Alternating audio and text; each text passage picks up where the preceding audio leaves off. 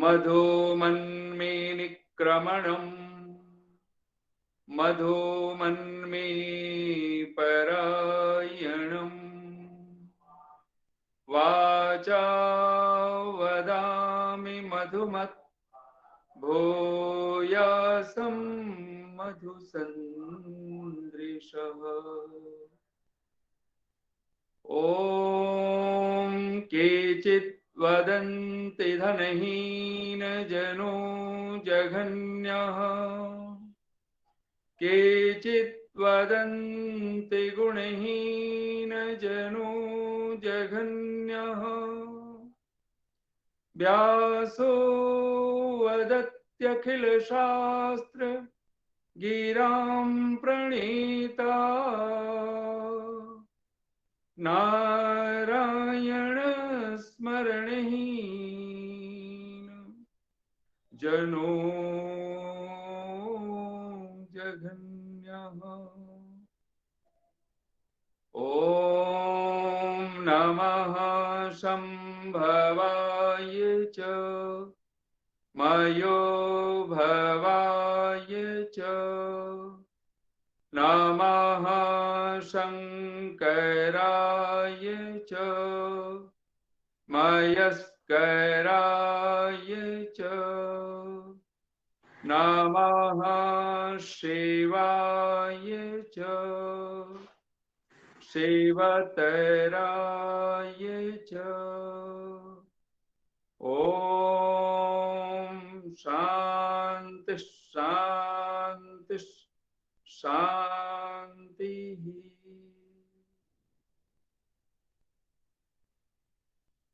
Arya Samaj greater Kailash 1 के इस पावन तत्वावधान में पार्ट 1 के ये बहुत सुंदर जो माघ मास के ये पावन आयोजन वैदिक सत्संग का और निरंतर वर्षों से इसका अनवरत चलते रहना, ये अपने आप में बहुत बहुत साधुवाद के आप सब पात्र हैं। नेट के माध्यम से पूरे दिल्ली आदि और भारतवर्ष के अनेक प्रांतों से और देश से विदेश से जहां से भी आप लोग इस समय जुड़े हुए हैं, आप सबको बहुत बहुत साधुवाद, बहुत बहुत बधाई, बहुत बहुत शुभकामनाएं। आर्य समाज ग्रेटर कैलाश पार्ट 1 की महिला समाज प्रधाना अमृतपाल रेणु चौधरी जी, सुधा गर्ग और पुरुष समाज के प्रधान विजय लखनपाल, राजीव चौधरी जी और राजेंद्र जी और इस समाज के संरक्षक योगेश मुंजाल जी सपत्नी और सभी अन्य गणमान्य जन, सभी उपस्थित धर्मप्रिय सज्जनों, मैं बहुत सारे लोगों के संदेश, बहुत सारे चेहरे भी देख रहा हूं, तो आप सबको बहुत बहुत साधुवाद, बहुत बहुत शुभकामनाएं। उपस्थित धर्मप्रिय सज्जनों, मातृशक्ति 4 आज मेरा जो ये कार्यक्रम का सत्संग का, वैसे तो आप लोग 10 तारीख को इस कार्यक्रम को संपन्न करेंगे, लेकिन अब तक हमने जिन विषयों पे चर्चा की है वो पहला विषय धर्म के स्कंध, 3 स्कंध, त्रयो धर्म स्कंधाः यज्ञो अध्ययनम दानम इति प्रथमः। अगर हम सचमुच में मनुष्य हैं और धर्म विमुख जो हो गया, ऋषियों का मनीषियों का तो चिंतन है कि वो धर्महीन व्यक्ति को, आचार्य चाणक्य तो कहते हैं जीवंतम मृतवन मन्ये देहीनम धर्म वर्जितम। जिस व्यक्ति के जीवन में धर्म नहीं है, और जब धर्म शब्द हम लोग बोल रहे हैं तो खास करके एक बात स्मरण कर लेने योग्य है, भगवान मनु की भाषा में, ऋषियों की भाषा में, वेदो अखिलो धर्म मूलम। संपूर्ण वेद ऋग यजु साम अथर्व ये धर्म के मूल हैं। जब हम धर्म कह रहे हैं तो भगवान की जो वेदोक्त आज्ञा है ये सारा धर्म है, धर्ममय। पूरी भगवत गीता अगर कहा जाए तो सर्व वेदमयी गीता, भगवान कृष्ण की भगवत गीता भी वेदमय कह करके मानो धर्म शास्त्र के रूप में ही उसको प्रतिष्ठा दी है। यतो अभ्युदय निश्रेयस सिद्धि कह करके महर्षि कणाद ने सहज ही कह दिया, जिससे अभ्युदय और निश्रेयस अर्थात मोक्ष सुख की प्राप्ति होती है, जिस आचरण के करने से वह धर्म है। निसंदेह ऐसे पावन धर्म जिसके लिए भगवान वेदव्यास स्वयं कहते हैं श्रूयताम धर्म सर्वस्वम श्रुत्वा चैव अवधार्यताम आत्मनः प्रतिकूलानि परेशान न समाचरित। धर्म का सार, हम आत्म प्रतिकूल आचरण कभी किसी के साथ न करें, प्राणी मात्र के साथ। हम नहीं चाहते कि हमसे कोई छल कपट करे, हमें भी चाहिए कि हम किसी के साथ छल कपट न करें। तो धर्म का जो पहला मूल स्कंध है, छांदोग्य उपनिषद का ऋषि कहता है यज्ञों अध्ययनम दानम इति प्रथम। और खास करके जब यज्ञ शब्द हम प्रयोग कर रहे हैं तो पंच महायज्ञ, ये विशेष रूप से जिसको महायज्ञ कह करके पुकारा। जैसे भगवान पतंजलि महाव्रत जो यम है, 5 यम है, उनको भगवान वेद व्यास जब पतंजलि के सूत्र पर भाष्य करते हैं तो इसको महाव्रत कहते हैं, जिसको सर्वत्र और सदा ही करने योग्य है, आचरण में लाने योग्य है। वो अहिंसा से लेकर कर अपरिग्रह तक, जिसका कभी परित्याग नहीं किया जा सकता। ऐसे ही ऋषि का कहना है यज्ञ का कभी परित्याग नहीं किया जा सकता, और वो पंच महायज्ञ है। तो यज्ञ यानी पहला यज्ञ कभी नहीं छोड़ने योग्य है, और वो है ईश्वर उपासना। स्वाध्यायो वही ब्रह्म यज्ञ, वेद का अध्ययन, वेद का स्वाध्याय और परमात्मा की उपासना, संध्या उपासना, वैदिक ध्यान। और जिस दिन भी दुनिया स्वस्थ होगी, कभी हम मेडिटेशन की बात करेंगे, ध्यान की बात करेंगे, तो वैदिक संध्या ही ध्यान का पर्याय बनने वाला है। और जो कुछ भी हम ध्यान के नाम पर करते हैं वो सिवाय ना समझी के कुछ और नहीं हो सकता है। जब हम लोग गुरु मंत्र बोल करके, शिखा बंधन से लेकर के और नमस्कार मंत्र तक जब हम पाठ करते हैं, जहां पर अगमर्षण मंत्रों का पाठ है, उपस्थान, और यहां पर मनसा परिक्रमा मंत्रों का पाठ, उपस्थान के मंत्रों से ये यज्ञ। और सहज रूप से ऋषि कहता है अध्ययनम, यज्ञ यानी पंच महायज्ञ, और अध्ययन अर्थात वेद। अध्ययनम अध्याया वेदा, अध्याय वेद।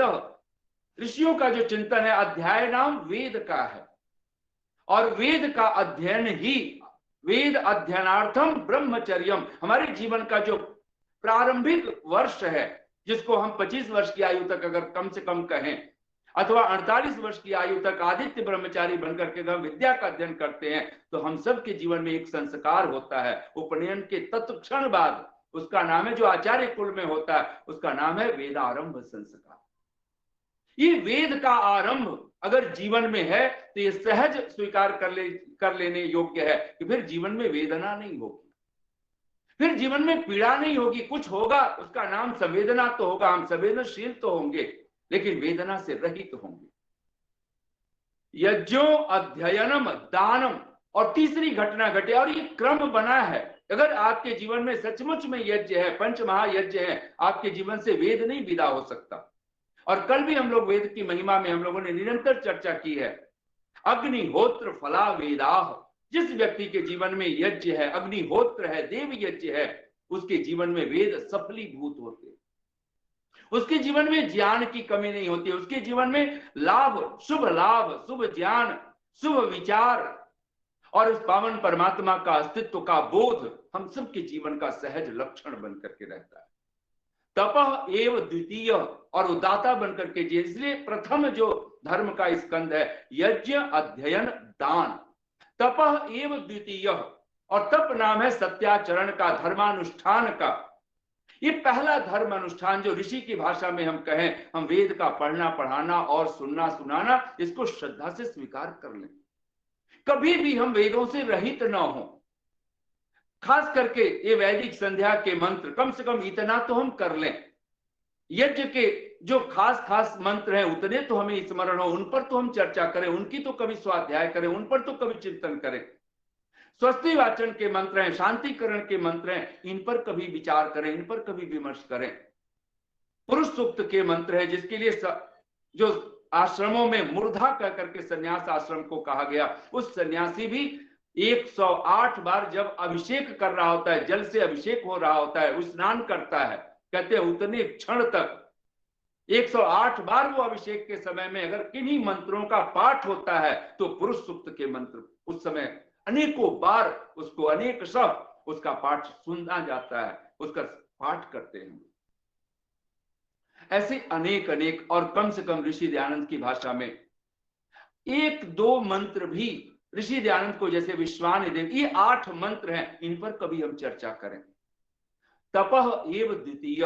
और एक बात अगर संत कबीर जो बचपन से हम लोग सुनते आ रहे हैं, सांच बराबर तप नहीं, झूठ बराबर पाप, जाके हृदय सांच है, ताके हृदय प्रभु आप। और तीसरा है ब्रह्मचर्य आचार्य कुलवासी तृतीय। ब्रह्मचर्य का सीधा सा 2 अर्थ, ब्रह्म के बहुत सारे अर्थ हैं, अन्नम वही भी ब्रह्म कहा गया है, लेकिन मूल खास करके ये ब्रह्मांड जब हम बोलते हैं तो ये जगत भी ब्रह्म है, लेकिन मूलतः ब्रह्म के 2 अर्थ हैं, एक परमेश्वर और दूसरा वेद, भगवान की वेद वाणी। और दोनों नित्य हैं, दोनों शाश्वत हैं, दोनों सनातन हैं। वेद चक्षु सनातनम, बोलिए एक बार आप भगवान वेद मनु महाराज के शब्द, वेद चक्षु सनातनम। वेद सनातन नेत्र है। अगर वेद है हमारे पास में, ये तीसरा नेत्र अगर कुछ होता है, वो यहाँ पर कोई आज्ञा चक्र को तोड़ करके निकालने की जरूरत नहीं है। ये तीसरा नेत्र, 2 नेत्र तो हर एक के पास है। कोई दिव्यांग विकलांग ना हो तो बात छोड़ दें, 2 नेत्र भगवान ने हर प्राणी को दिए हैं। और उस खास करके मनुष्य के साथ 2 नेत्र, 2 चर्म चक्षु हैं। तीसरा नेत्र अगर कोई है तो उसको वेदश चक्षु सनातनम, जिसके लिए भगवान वेदव्यास थकते नहीं है, वेदा में परमम चक्षु का कर। शास्त्र है आंख क्या पता है तुम्हें, शास्त्र वेद, शास्त्र है आंख क्या पता है तुम्हें, सत्कर्म है पांख क्या पता है तुम्हें, धन को ही वो समझते थे सब कुछ, बन गए राख क्या पता है तुम्हें। और राख शब्द उल्टे, अथेदम भस्मांतम शरीर, ये शरीर जिसको हम अपना आपा समझ करके अगर जी रहे हैं तो इससे बढ़कर के ना समझी कुछ और नहीं, लेकिन ये शरीर का अंत तो भस्म ही है। राख शब्द उलट दे तो राख कहती है खरा, यानी शरीर का अंतिम परिणाम तो भस्म है, 2 मुट्ठी राख है। और ये जीते जी हमें होश से भरने की जरूरत है। आंख मूंद ले, कबूतर की तरह आंख मूंदने से बात नहीं बनने वाली है। कहते हैं गर तू दरिंदा है तो ये मसान तेरा है। अगर दरिंदगी है, अगर राक्षसपना है, अगर परमात्मा की आज्ञा से हम कहीं दूर हैं, और ऋषि दयानंद का पूरा सत्यार्थ प्रकाश ये इसी अमृत के बोध के लिए ही तो है। 14 समुल्लास हमने नहीं देखा। हम लोग तो सुनते हैं कि समुद्र में मंथन हुआ, 14 रत्न निकले। वो 14 रत्नों का कुछ पता हो कि ना पता हो, लेकिन ऋषि दयानंद के सत्यार्थ प्रकाश में ये 14 रत्न दिखाई देते हैं, 14 समुल्लास के रूप में। और ये एक अमृत का ही तो बोध, परम अमृत अगर कुछ है तो ऋषि दयानंद तो अपनी, अगर आप सत्यार्थ प्रकाश पढ़ें तो उसकी अनुभूमिका में कहते हैं, और भगवत गीता का प्रमाण देते हुए, यत् तद अग्रे विषमिव परिणामे अमृतोपमो, जो भी विद्या, और ऋषि दयानंद लिखते हैं इस गीता का ये वचन है भगवत गीता का, और कहते हैं इसका अभिप्राय यह है कि जो विद्या और धर्म प्राप्ति के कर्म है वो प्रारंभ में तो विष के तुल्य करने में जान पड़ते हैं, लेकिन परिणाम में अमृत के तुल्य वो प्राप्त होते हैं। ऋषि दयानंद अमृत का बोध अपने सत्यार्थ प्रकाश की पूर्ण रूप से पहली भूमिका में ही उसको लिख रखा है। यानी अगर आप चाहते हैं आपके जीवन में धर्म और विद्या, जहां विद्या है, ये पूरी श्रद्धा के साथ हम देखें, जहां विद्या है वहीं धर्म है। इसलिए तो विद्या ददाति विनयम विनयाद याति पात्रताम पात्रत्वात् धनम आपनोति धनात् धर्मः ततः सुखम। और आचार्य चाणक्य तो कही देते हैं सुखस्य मूलम धर्मः, सुख का जो मूल है वो धर्म है। धर्म का जो मूल है वो क्या है? तो बहुत श्रद्धा के साथ धर्म का मूल भगवान मनु कहते हैं वेदो अखिलो धर्म मूलम, धर्म का मूल वेद है। वेद का मूल क्या है? तो महर्षि देवदयानंद पहले ही सूत्र में हम सबके पास सहज रूप से लिखते हैं, सब सत्य विद्या अर्थात वेद विद्या, और जो पदार्थ अर्थात ईश्वर जीव प्रकृति, ये जो अनादि 3 पदार्थ हैं हम सब के जीवन में, जहां हम सब जीव ईश्वर और ये जगत ये प्रकृति, जगत, जीव और जगदीश, ये तीन पदार्थों को जिस विद्या से हम जानते हैं, सब सत्य विद्या और जो पदार्थ विद्या से अर्थात वेद विद्या से जाने जाते हैं, उन सब का आदि मूल परमेश्वर है। यानी वेद विद्या का अगर मूल कोई है वो परमात्मा है। अगर भगवत गीता में भगवान कृष्ण के शब्द हैं, आप सब बोलिए एक बार, ब्रह्म अक्षर समुद्भवम्। ब्रह्म अर्थात वेद विद्या, अक्षर अविनाशी परमात्मा से समुद्भवम उत्पन्न हुआ है। ये जो वेद विद्या है, ये जो ब्रह्म वेद विद्या, ये परमात्मा से, अक्षर अविनाशी परमात्मा से उत्पन्न, यानी परमात्मा इसका आदि मूल है। सुख का मूल धर्म है, धर्म का मूल वेद है और वेद का मूल परमात्मा है और परमात्मा ही तो अमृत है। सत्यम ज्ञानम अनंतम ब्रह्म, वह ब्रह्म कैसा है? और अगर हम भगवान महर्षि याज्ञवल्क्य की जो हम प्रार्थना करते हैं और ऋषि देवदयानंद अनेक सा उसको अगर सत्यार्थ प्रकाश में हम पढ़ेंगे तो वहां पर ऋषि ने उस प्रार्थना को सहज ही स्वीकार करके रखा हुआ है। महर्षि याज्ञवल्क्य की प्रार्थना, ओम असतो मा सद्गमय। आप दोहरा सकते हैं एक बार मेरे पीछे, असतो मा सद्गमय, तमसो मा ज्योतिर्गमय, मृत्योर्मा अमृतम गमय। हे प्रभु, मुझे असत्य से सत्य की ओर ले चलो। और ये संसार क्षणभंगुर है। असत्य का क्या मतलब है? जो नाशवान है, जो क्षणभंगुर है, जो अनित्य है। अनित्यम असुखम लोकम इमं प्राप्य भजस्व मां।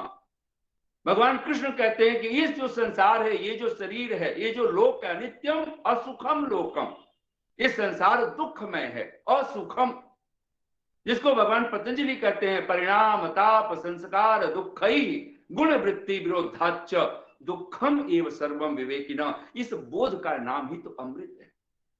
असत्य क्या है? असत्य ही अंधकार है, असत्य ही तमस है। असतो मा सद्गमय, असत्य से हे प्रभु मुझे सत्य की ओर ले चलो। फिर ये सत्य क्या है? तो मानो दूसरी प्रार्थना, तमसो मा ज्योतिर्गमय। ये जो सत्य है, ये ज्योति है, ये प्रकाश है।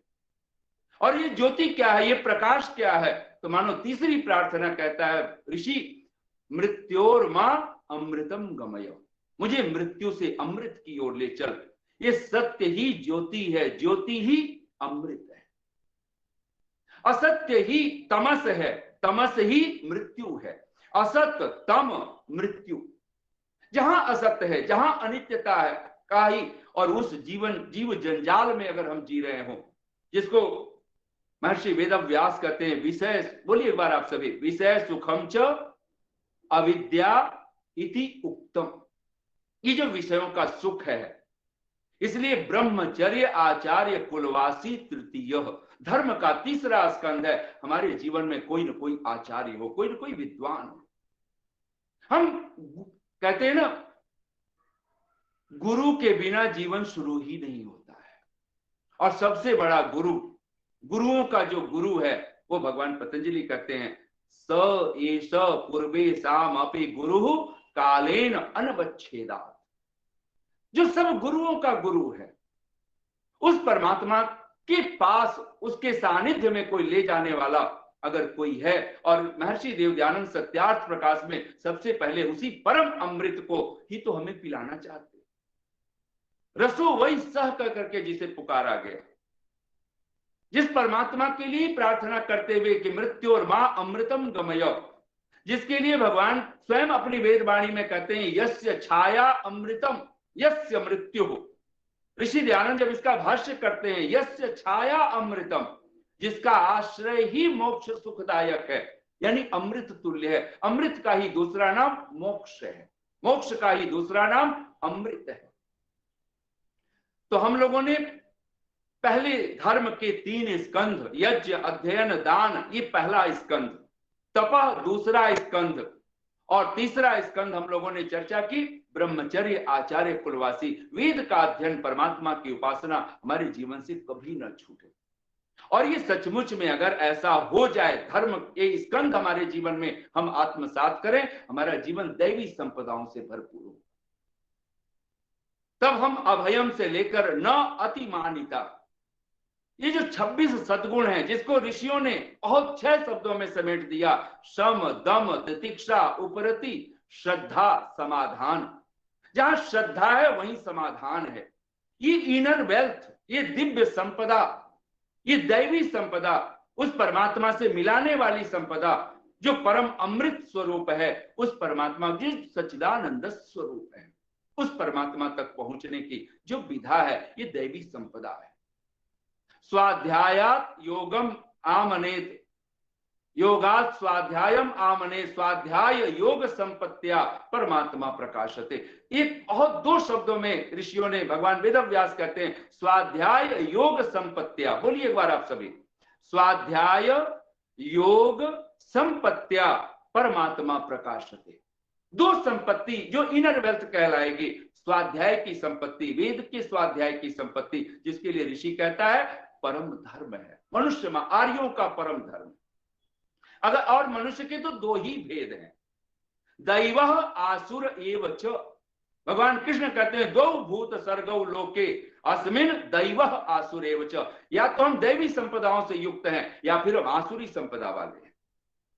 इसको भगवान वेद में कहते हैं बीजानी ही, बोलिए एक बार, बीजानी ही आर्यान ये च दस्यवः। हम आर्यों को जाने, दस्युओं को जाने।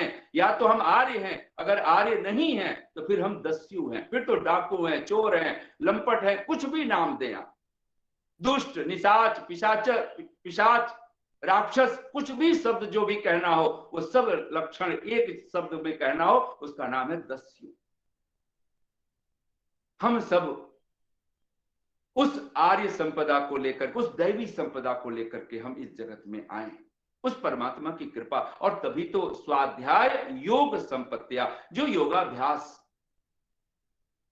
स्वाध्याय योग संपत्तियां परमात्मा प्रकाशते, वो परमात्मा जिसके लिए भगवान स्वयं कहते हैं तद विष्णु परमम पदम सदा पश्यन्ति सूरय। और तब हमने तत्क्षण जो अगला प्रवचन किया है, जो कल हम लोग चर्चा कर रहे थे, और वो है वेद की महिमा। वेद की महिमा क्या है? कोई पूछे हमसे वेद क्या है, तो बहुत विवेचन में मत पड़िए। जैसे कोई पूछे कि माता पिता कौन है, माता पिता किसे कहते हैं, हम क्या कहेंगे? एक साधु से किसी ने पूछ लिया कि महाराज आप अपने माता पिता के विषय में कुछ लिखें, माँ की महिमा, पिता की महिमा। तो कहते हैं साधु वो रो पड़ा, उसकी आंखों में आंसू, और कहा कि भले ही याद दिला दी। तो लोगों ने कहा महाराज हमने ऐसा क्या कह दिया कि आप रोने लग पड़े, इतने भावुक क्यों हो गए? तो साधु कहता है जिसने हमें खुद लिखा हो उसको हम लिख पाएंगे, ये हमसे संभव ही नहीं है। जिसने खुद हमें लिखा हो, ये माता पिता कौन है? जिसने हमें लिखा है, हमें इस उन्हीं के कारण तो हम है ना। और सचमुच में कितनी भी महिमा कोई माता पिता संतान करे माता पिता की, वो सब थोड़ी हो, को कभी माता पिता का ऋण को भी चुकाया नहीं जा सकता है। ठीक ऐसे ही भगवान की ये जो वेद महिमा है, ये जो वेद वाणी है, ये अद्भुत है। हम कितना भी गीत गाएं और भगवान की वेद वाणी क्या है, तो एक वाक्य उत्तर दीजिए, सीधा सीधा अपने दिल से कहिएगा। और एक ही चीज कहने की जरूरत है कि वेद क्या है? ये भगवान की वाणी है, जो सच्चिदानंद स्वरूप परमात्मा है, उसी की वाणी है वेद। सब कुछ छोड़ा जा सकता है, ये पुत्र वित्त लोक सब त्यागा जा सकता है, लेकिन कुछ नहीं त्यागने योग्य है, तो परमात्मा की वाणी नहीं त्यागने योग्य। परमात्मा की भक्ति क्या है? तस्य आज्ञा पालनम एव। बोलिए एक बार आप, ऋषि दयानंद के शब्द हैं, तस्य तस्य जगदीश्वरस्य न तस्य प्रतिमा अस्ति यस्य नाम महद यशः। जब ऋषि दयानंद इस मंत्र का भाष्य करते हैं तो लिखते हैं न तस्य प्रतिमा अस्ति, उस परमात्मा की जो प्रतिमा नहीं है उसमें लिखते हैं तस्य जगदीश्वरस्य आज्ञा पालनम एव नाम स्मरणम अस्ति। उस ईश्वर की आज्ञा का पालन करना ही ईश्वर के नाम का स्मरण है। तब आज, क्योंकि ऋषि दयानंद को जहां हम 2 नाम बहुत प्यारे अंदाज में, मैं तो कई बार विचार करता हूं, और ये तो हम लोग ये पूरा मास मानो समझे, माघ मास के बाद फाल्गुन में ये फरवरी, ये महर्षि देव दयानंद का जीवन चरित्र जितना पढ़ें, जितना सुने, उनके प्रति जितनी श्रद्धा से अभिभूत हों, जितनी कृतज्ञता प्रकट कर सके, वो सब थोड़ी है। बेच डाली, कहते हैं अश्क पीने की बात होती है। इस संसार में लोग कहते हैं भाई न जाने कितने आंसू पीने पड़ेंगे, संसार है, संसार में तो आंसू कभी पत्नी रुलाएगी, कभी पति रुलाएगा, कभी आपका अपना बेटा रुलाएगा, कभी बहू रुलाएगी, कभी अड़ोस पड़ोस रुलाएंगे, कभी भाई रुलाएगा, कभी बहन रुलाएगी।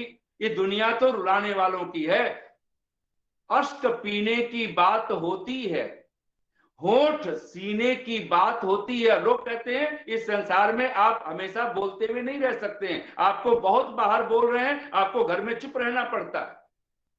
आप वहां पे कहते हैं आप बोल नहीं सकते हो, अगर बोलेंगे तो कुछ गलत बोल रहे हैं, आपको इतने जवाब मिल जाएंगे। तो लोग कहते हैं भाई होठों को सीख के रखे। अश्क पीने की बात होती है, होठ सीने की बात होती है। बेच डाली जमीर लोगों ने, बेच डाली जमीर लोगों ने, फिर भी जीने की बात होती है। इससे बढ़कर के और दुर्भाग्य क्या हो सकता है? जब जमीर ही ना बचा फिर कौन सा जीना। गर तू दरिंदा है तो ये मसान तेरा है, फिर ये शमशान, फिर तो ये शमशान भूमि है, ये फिर तो ये मृत्यु संसार सागरात, फिर तो ये शमशान भूमि, ये मृत्यु का तांडव। गर तू दरिंदा है तो ये मसान तेरा है, ये शमशान तेरा है। गर तू परिंदा है तो ये आसमान तेरा है। अगर हम परिंदे हैं तो फिर तो ये आसमान हमारा। और आसमान परमात्मा है कैसा? ओम खम ब्रह्म। ऋषि दयानंद पहले ही सत्यार्थ प्रकाश में जब पहला समुल्लास, और ऋषि दयानंद को मैं तो अगर कहूं, समय तो हम लोगों के पास इतना है नहीं, अभी भूमिका की तरह से बन रहा है, लेकिन पहली बात अगर ऋषि दयानंद को अगर सत्यार्थ प्रकाश पढ़े और सत्यार्थ प्रकाश पढ़ लिया, अगर आपके पास 14 समुल्लास है, उसको 2 भागों में ऋषि ने बांटा है, पूर्वार्ध उत्तरार्ध।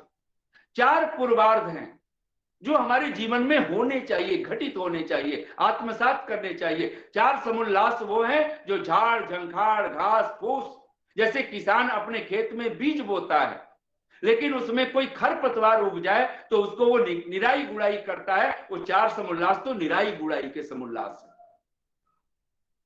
अगर आपके पास ये सत्यार्थ प्रकाश के 10 समुल्लासों में से पहला ईश्वर और 10वां समुल्लास है भक्ष अभक्ष आचार अनाचार, जिसके लिए भगवान मनु कहते आचारो परमः धर्म। आचरण ही तो परम धर्म है, सदाचार ही तो परम धर्म है। सारे अगर आपके जीवन में धर्म के लक्षण घटित हो रहे हैं, धृति क्षमा दमो अस्तेयम शौचम इंद्रिय निग्रह धीर विद्या सत्यम अक्रोध, ये जो सत्य है, ये जो अक्रोध है, अब किसी से कोई क्रोध ना रहा, किसी से कोई बैर ना रहा, किसी से कोई द्वेष ना रहा, इतने आचरण में इतने सरल हो गए, इतने रिजु बन गए, ये धर्म की ही तो महिमा है। हम लोग कहते हैं हमें सत्य का पता है तो बड़ा क्रोध आता है। ऋषि कहता है जिस दिन आपको सत्य का बोध होगा अक्रोध, फिर तो क्रोध रहेगा ही नहीं। धार्मिक व्यक्ति वही है जिस व्यक्ति के जीवन में कोई क्रोध बचा ही नहीं है, द्रोह नहीं बचा है, क्रोध नहीं बचा है। भगवान कृष्ण कहते हैं अद्वेष्टा सर्वभूतानाम मैत्रः करुण एव च, वो अद्वेषी हो जाता है। अश्क पीने की बात होती है, होठ सीने की बात होती है, बेच डाली जमीर लोगों ने, फिर भी जीने की बात होती है। ये इससे बढ़कर के और कोई मृत्यु हो सकती है? जीवंतम मृतवन मन्ने, आचार्य चाणक्य कहते हैं महामनीषी, जीवंतम मृतवन मन्ने, उसको जीवित होता हुआ भी वो मृत्यु तुल्य है, वो मरा हुआ है। देहीनम धर्म वर्जितम, जो धर्म से रहित है, जिसके जीवन में धर्म नहीं है। और ऋषि कहता है जो विद्या प्राप्ति के कर्म है, जो धर्म प्राप्ति के कर्म है, प्रारंभ में जब करने चले तो विष के तुल्य मालूम पड़ता है, जैसे लगता है कोई जहर पीने को दे दिया, जैसे कोई गरल हाथ में पकड़ा दे। लेकिन परिणामे अमृतोपमम। और कहते हैं ना, जब मंथन हुआ तो सबसे पहले जो निकला वो विष निकला है, गरल निकला है, लेकिन परिणाम क्या है? अमृत। सचमुच में ये अमृत इस जगत में, जो ये संसार तो मृत्यु लोक कहलाता है। और ऋषि दयानंद के जो सत्यार्थ प्रकाश में 10 समुल्लास हैं। मैं आपसे कहूं, अब मैं प्रश्न पूछ रहा हूं, लेकिन एक जिज्ञासा बस उत्तर दीजिएगा। किसी की इसमें हार जीत नहीं है, कोई प्रतियोगिता नहीं है, लेकिन एक बात अगर मैं कहूं, इस 10 समुल्लास में से पूर्वार्ध के 4 तो छोड़ दीजिए, जो झाड़ झंखाड़ हैं, खरपतवार की तरह हैं, जो उखाड़ ही देने चाहिए थे। ऋषि दयानंद लिखते हैं, और बड़ी श्रद्धा के साथ 13वां समुल्लास है, जिनके हम ईस्वी में आज जी रहे हैं, 2022 की बात कर रहे हैं। स्वामी जी ने लिखा है उसमें, अगर सत्यार्थ प्रकाश पढ़ें तो कहते हैं सुनो, मैं बिना नाम लिए बोल रहा हूं, कहते हैं सुनो, अब तो इस जंगली मत को छोड़ के सुसभ्य धर्ममय वेद मत को स्वीकार करो कि जिससे तुम्हारा कल्याण हो। 3 विशेषण वेद के साथ जोड़े, सुसभ्य धर्ममय वेद मत। ये 13वां समुल्लास। अब तो इस जंगली मत को छोड़ दो। वो एक से कह रहे हैं, एक संप्रदाय विशेष का नाम वहां पर है, लेकिन अगर आप देखें तो इस जगत में अगर वैदिक धर्म हमारे जीवन में नहीं है, हम सब जंगली ही तो लोग हैं। जो परमात्मा एवरीवेयर है, उसको हम कहीं कैसे रख सकते हैं? मैंने सुना है कि एक मूर्तिकार सुबह सुबह उठ करके प्रार्थना कर रहा था और वो रो रहा था, उसकी आंखों से आंसू, और कहता है कि प्रभु तू तो महामूर्तिकार है, मैं भी एक अदना सा चित्रकार मूर्तिकार हूं, लेकिन तब मुझे रोना आता है। मैं सोचता हूं मैं कोई पाप कर्म तो नहीं कर रहा, मूर्तियां बना बना करके मेरी मूर्तियां बिकती हैं। रोना तब आता है कि जब तेरी बनाई मूर्तियां मेरी बनाई हुई मूर्तियों के आगे माथा रगड़ रही होती हैं, दामन फैला करके भीख मांग रही होती हैं और तेरी उपेक्षा कर देती हैं, तब मुझे रोना आता है। सोचे तो सही, फिर हम जंगली लोग नहीं हैं तो फिर कौन लोग हैं? हम उस सत्य को स्वीकार ही नहीं करना चाहते। सो गई है ज्योति, जागा है अहम का अंधकार। एक ही तो, अगर अविद्या को, अधर्म को अगर एक शब्द में अगर हम परिभाषित करें तो भगवान विदुर के भाषा में, और महर्षि देवदयानंद सत्यार्थ प्रकाश के दूसरे समुल्लास में लिखते हैं, बोलिए एक बार, अभिमान श्रियम हंति। ये जो अभिमान है, अहंकार है, ये सब श्री को, शोभा को नष्ट कर देने वाला है। और पूरी अविद्या को एक शब्द में अगर हम रखें, अधर्म को एक शब्द में हम परिभाषित करें, उसका नाम है अहंकार। सो गई है ज्योति, जागा है अहम का अंधकार। बिध गया है तीर तम का, तम यानी वही अंधकार, बिध गया है तीर तम का, चेतना के आर पार। क्षुद्रता मेरी दमकती जुगनुओं के दीप सी। क्षुद्रता मेरी दमकती, जो बरसात में जुगनू अब टिमटिमाते हैं, क्षुद्रता मेरी दमकती जुगनुओं के दीप सी। फले मुक्ता फल न जिसमें। हम सब के जीवन में ये शरीर एक सीप की तरह तो है, इसमें मोती का फल लगना चाहिए, मुक्ता फल लगना चाहिए। 4 फलों में अगर सचमुच में हम धर्म का फल लगा है तो हमारा जीवन मीनिंगफुल होना चाहिए, अर्थवान हो जाना चाहिए, अर्थ का फल लग जाना चाहिए। फिर ये कहने की जरूरत नहीं कि भरी दुनिया में जी नहीं लगता, न जाने किस चीज की कमी है अभी। अगर ऐसा अनुभव होता है तो इसका मतलब अर्थ का फल लगा नहीं है, और जीवन सार्थक हो सकता है कोई कौपीनधारी होकर के भी, कोई हाथ में भिक्षा पात्र लेकर के भी। अगर दक्षिण भारत के एक संत हो गए, संत तिरुवल्लुवर, वो कहा करते थे, जब कोई भिक्षुक, कोई भिखारी तुम्हारे पास भिक्षा पात्र लेकर के आए तो होते हुए देना जरूर। वो भीख मांगने आया है, एक बहुत साधारण सी बात है, लेकिन एक चेतावनी लेकर के आया है। वो भिखारी कहना चाहता है, भाई मैंने होते हुए नहीं दिया था, उस मालिक ने हाथ में कटोरा पकड़ा दिया है, और उस मालिक का कब पता कुछ भी नहीं, कब इस हाथ का कटोरा सामने वाले हाथ तक पहुंच जाए। इस संसार के साथ भी सच है। ऋषि दयानंद के एक शब्द हैं, और 13वें समुल्लास में ऋषि लिखते हैं, आप सब बोलिएगा एक बार मेरे पीछे पीछे, चाहे कोई, बोलिएगा, चाहे कोई कितनी ही चतुराई करे, चाहे कोई कितनी ही चतुराई करे, परंतु अंत में सच सच और झूठ झूठ होता है। चाहे कोई कितनी ही चतुराई करे। हम जिस संसार में जिस धन को, पद को, प्रतिष्ठा को हम सोचते कोई चुरा न ले, कोई दान नहीं देना, बहुत कुछ बहुत बार सोचते रहते हैं, और ये सब चतुराई करके अंत में दो मुट्ठी राख में तब्दील होना। सो गई है ज्योति, जागा है अहम का अंधकार, विध गया है तीर तम का चेतना के आर पार, क्षुद्रता मेरी दमकती जुगनुओं के दीप सी, फले मुक्ता फल न जिसमें उस निरर्थक सीप सी। संस्कृत भाषा में मोती कहें, मुक्ति कहें, उसी का पर्यायवाची है।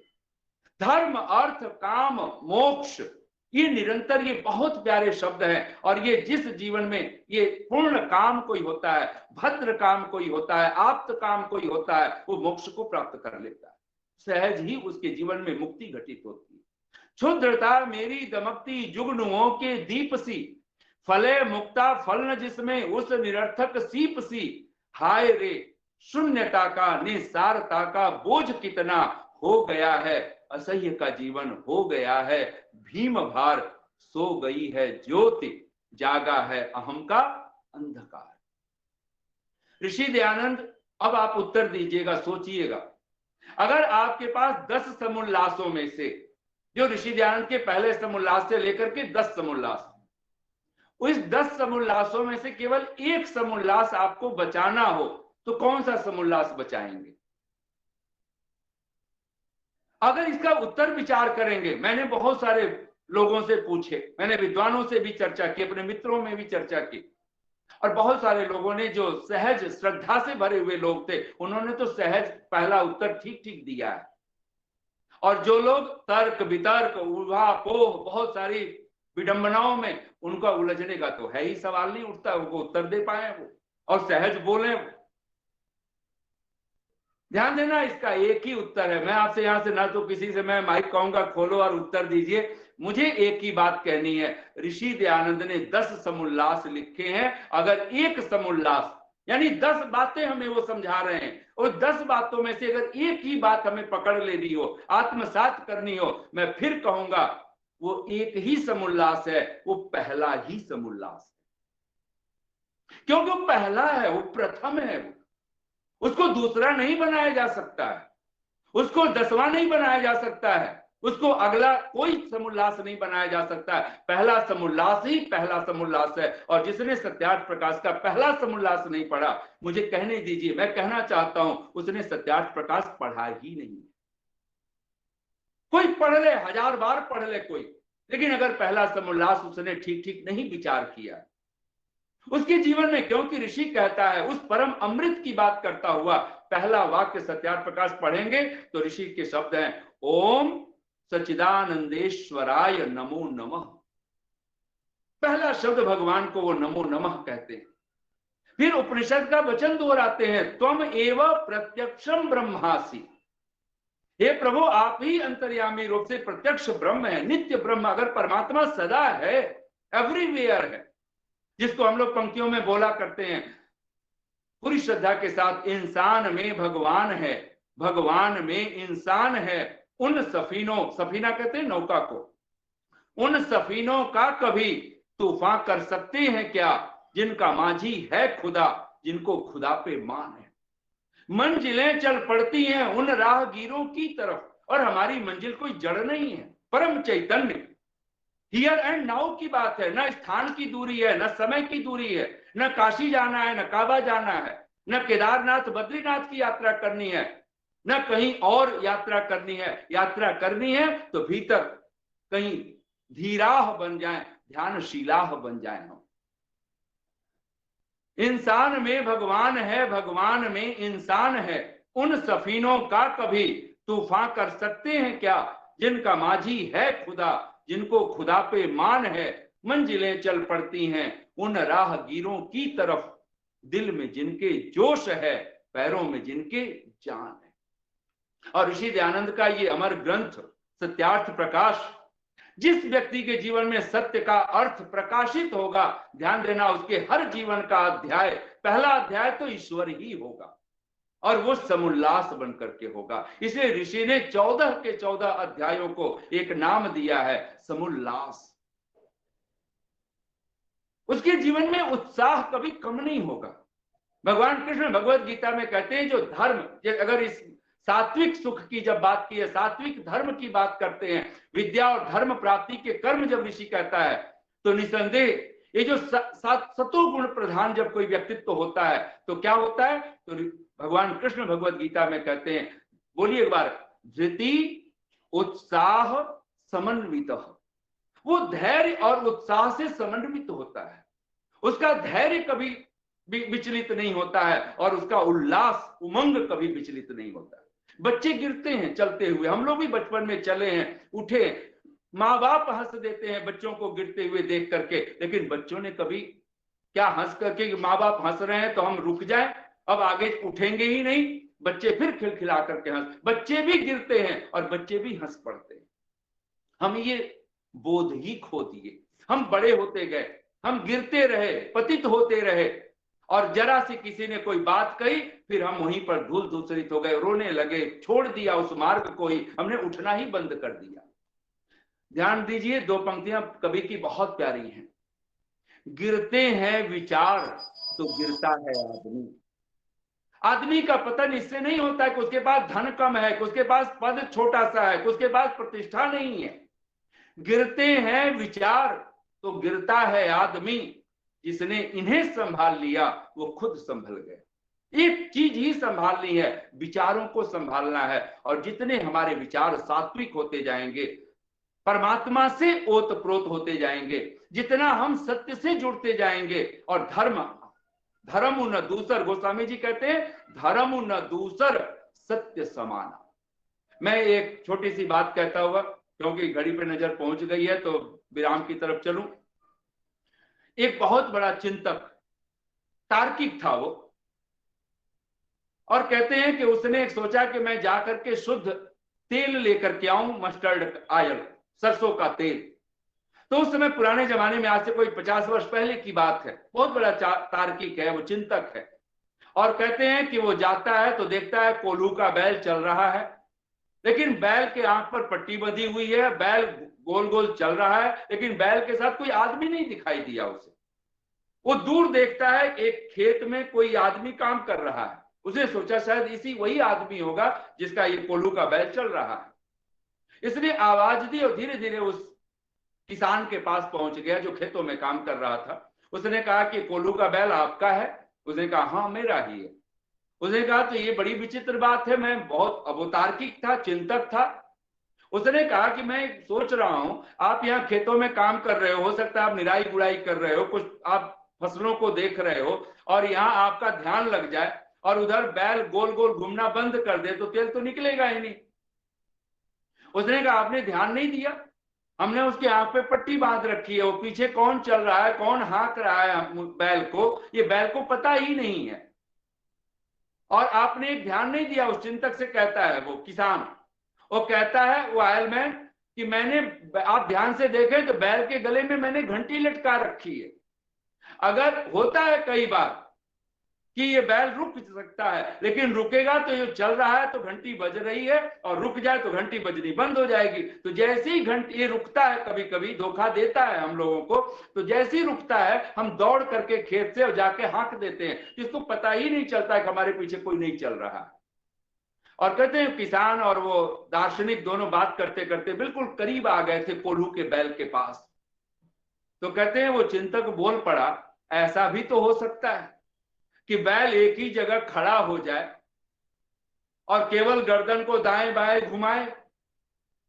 और कहते हैं इतना ही अभी कहा था कि बैल खड़ा हो जाए और केवल गर्दन को दाएं बाएं घुमाए और घंटी बजती रहे। कहते हैं उस दार्शनिक के मुंह पर किसान ने हाथ रख दिया, खबरदार कहीं बैल ने सुन ली तो।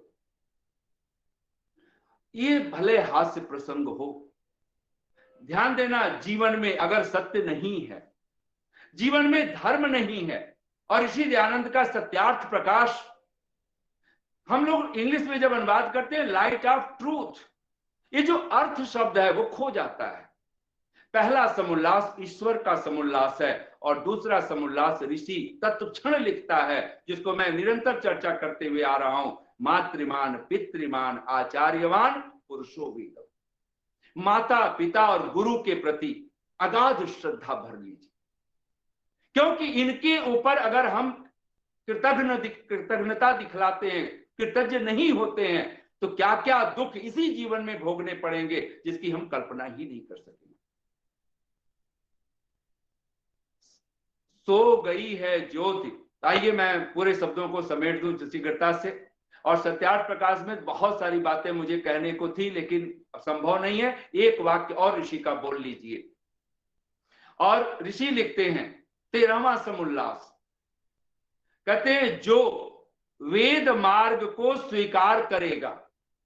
ऋषि लिखते हैं जो वेद मार्ग को का स्वीकार करेगा, यानी जो वेद पथ को स्वीकार कर लेगा। और भगवान की वाणी में वहां पर भगवान को वहां पे आनंद भी कह के नाम, एक नाम आनंद भी है, एक नाम ओम खम ब्रह्म, ओम तो है ही मुख्य नाम। वहीं पर भगवान का एक नाम गुरु है, गृणाति वेद द्वारा उपदिशति। वहीं पर उसका भगवान का एक नाम रुद्र है, यो रोदयति अन्यायकारिणः जनान। वो अन्यायकारी लोगों को जो रुला देने वाला है वो परमात्मा है। और निसंदेह तो ऋषि लिखते हैं जो वेद मार्ग का स्वीकार करेगा। बोलिए आप सभी, जो वेद मार्ग का स्वीकार करेगा उसके न्याय होने में कुछ भी देर न होगी। ये ऋषि के शब्द हैं। हम लोग जो अन्याय की बात करते रहते हैं, एक बात मस्तिष्क में ध्यान रख लीजिए, अगर सचमुच में भगवान के आदेश पे चल रहे हैं तो यहां हमारे साथ नहीं कश्चिदपि जीव। ऋषि का एक वाक्य है यजुर्वेद भाष्य में, बोलिएगा आप सभी, नहीं कश्चिदपि जीव, कोई भी जीव स्वकर्म विरुद्धम, अपने कर्म से विरुद्ध, न्यूनम फलम न्यूनम अधिकम वा फलम प्राप्तुम शक्नोति। कोई भी जीव अपने कर्म से विरुद्ध थोड़ा अथवा अधिक कभी भी फल को प्राप्त नहीं होता है। ऋषि दयानंद लिखते हैं जो जैसा कर्म करता है, जैसी करनी वैसा फल, आज नहीं तो निश्चय कर। ताइए अंत में ये जो पंक्तियां मैंने प्रारंभ की थी और उन्हीं पंक्तियों के साथ समापन करता हूं। और ये यज्ञ के त्रयो स्कंधा, जो 3 स्कंध, यज्ञ अध्ययन दान तप ब्रह्मचर्य, आचार्य कुलवासी होकर के अपने जीवन में एक कोई न कोई आचार्य धारण कर लीजिए। अनेक आचार्य हो तो बहुत बड़ा सौभाग्य। मातृमान पितृमान आचार्यवान पुरुषो वेद का करके ऋषि कहता है कि वस्तुतः जब 3 उत्तम शिक्षक, एक माता, दूसरा पिता और तीसरा आचार्य होवे, तभी मनुष्य ज्ञानवान होता है। देह धरे का दंड है, हर काहू को होए, ज्ञानी भुगते हंस हंस कर, मूर्ख भुगते रो। तब ये पंक्तियां आत्मसात कीजिए।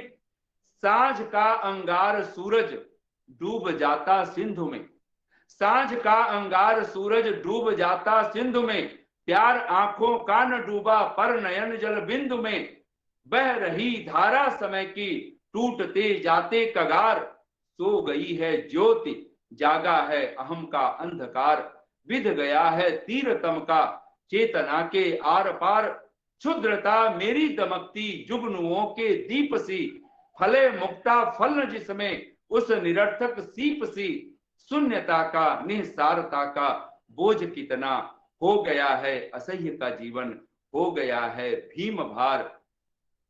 यंत्रवत जड़वत जियो पर यंत्र जड़ होता नहीं। अंतिम पंक्तियां बोल रहा हूं। यंत्रवत जड़वत जियो पर यंत्र जड़ होता नहीं, आज फिर भी मार खाकर रिक्त मन रोता नहीं, भूख कैसी है निगलती। ये कैसी भूख, बरसों बरसों जन्मों जन्मों से यही काम क्रोध लोभ में मोह में हम जिए जा रहे हैं और ये वासनाएं कभी खत्म होने का नाम नहीं लेती। यंत्रवत जड़वत जियो पर यंत्र जड़ होता नहीं, आज फिर भी मार खाकर रिक्त मन रोता नहीं, भूख कैसी है निगलती जो विफलता बार बार, सो गई है ज्योति जागा है अहम का अंधकार, वो विध गया है तीरतम का चेतना के आर पार। इतनी शांति और प्रेम से आप सबने सुना। बहुत बहुत साधुवाद, बहुत बहुत धन्यवाद। परमात्मा करे हम सब के जीवन में वह परम अमृत स्वरूप जो भगवान की वेद वाणी है, हम उसे आत्मसात कर पाए और भगवान की कृपा के पात्र बन जाएं। वह सच्चिदानंद स्वरूप है। कब कोई माता पिता चाहते हैं कि उसके बच्चे उसके सामने ही दुखी हो, उदास हो? वह परमात्मा भी सबका सन्नो मित्र, निश्चित मित्र है। वो हमारा शत्रु तो है ही नहीं, उदासीन कभी होता नहीं, उसने हमें कभी छोड़ा ही नहीं है। तब एक ही काम करना है। और आप सबको बहुत बहुत बधाई देते हुए ये दो पंक्तियां मैं आप सबको भी बहुत बहुत बधाई के साथ बोल रहा हूं। और मैं अक्सर बोला करता हूं ये दो पंक्तियां, तो वही पंक्तियां बोल रहा हूं। कोई चले चले न चले, हम तो चल पड़े। कोई चले, कोई संध्या करे कि ना करे, कोई यज्ञ करे कि ना करे, कोई माता पिता की सेवा करे कि ना करे, कोई बलि वैष्णदेव यज्ञ करे कि ना करे, कोई अतिथि यज्ञ करे कि ना करे, कोई चले चले ना चले, हम तो चल पड़े। मंजिल की जिसको धुन हो उसे कारवां से क्या, मंजिल की जिसको धुन हो उसे कारवां से क्या। इतनी शांति और प्रेम से आप सबने सुना। बहुत बहुत साधुवाद, बहुत बहुत धन्यवाद। ओम शम।